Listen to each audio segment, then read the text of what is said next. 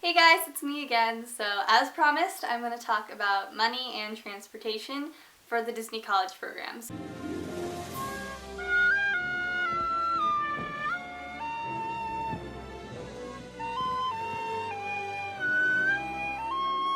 So I am going to start with transportation first. I personally did not have a car while I was on the Disney College program in Orlando. We do have TransStar, so that is what I mainly used.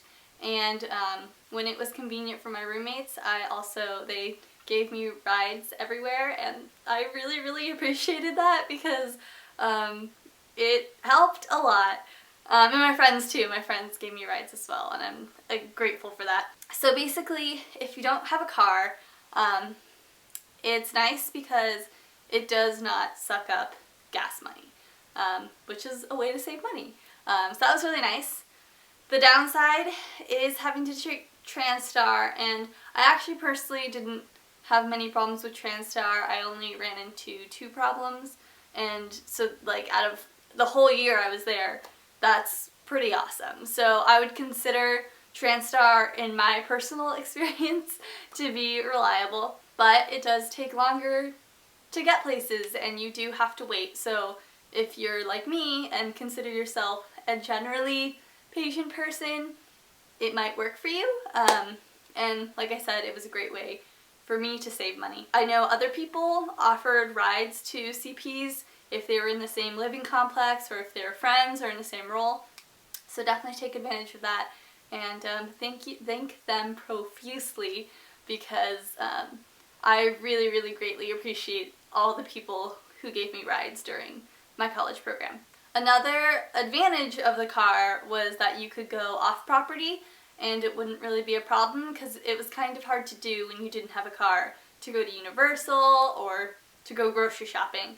And although TransStar does have a shuttle and bus to go grocery shopping, that was basically the downfall of my bank account. So essentially, when I was on the program, I was doing great. I was grocery shopping when I could, but the problem was that at TransStar, if you're gonna, go grocery shopping through the buses, it's gonna be a 2-hour ordeal, and that I didn't like. So while my bank account was going up at one point, when I stopped grocery shopping, it went down, and that is totally my fault. And that's how we're gonna transition into saving money. So grocery shopping is an excellent way to save money. I really recommend not buying food out if you want to save money. It is a huge way to save money, especially because the parks kind of have overpriced food. Although it's great food, but a little overpriced. Another thing is, don't buy frivolous things if you can't afford it. I know a lot of people want to have souvenirs from their Disney College program, and I did too. I have a couple sweatshirts and a little chip mug from Beauty and the Beast, which I treasure deeply. But if you can't afford it, I really suggest that you don't spend your money on those things. The memories, I know this is going to sound super cliche, but the memories that you do have, you will cherish even more than the items that you buy. And like I said, I know that sounds super cliche, but it's true. That's just a suggestion.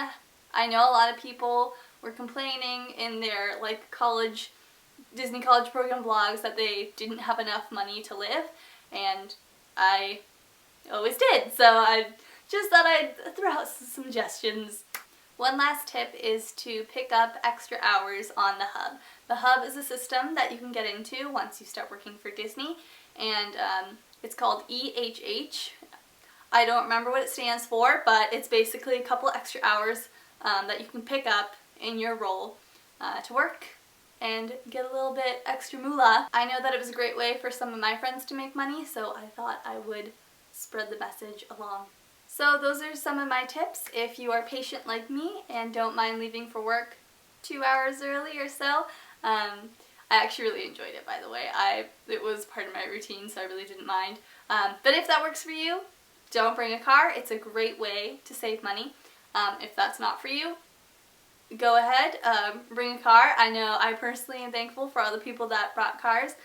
Just know that if you do that, you might have to compensate for saving money in other ways, like I mentioned earlier. So my next video is going to be about being a photographer, PhotoPass photographer in the Magic Kingdom, which is the best role ever. If you have any questions about that, please leave a comment down below or wherever the comment section is when you're watching this video. And I will be happy to answer any questions, and see you next time!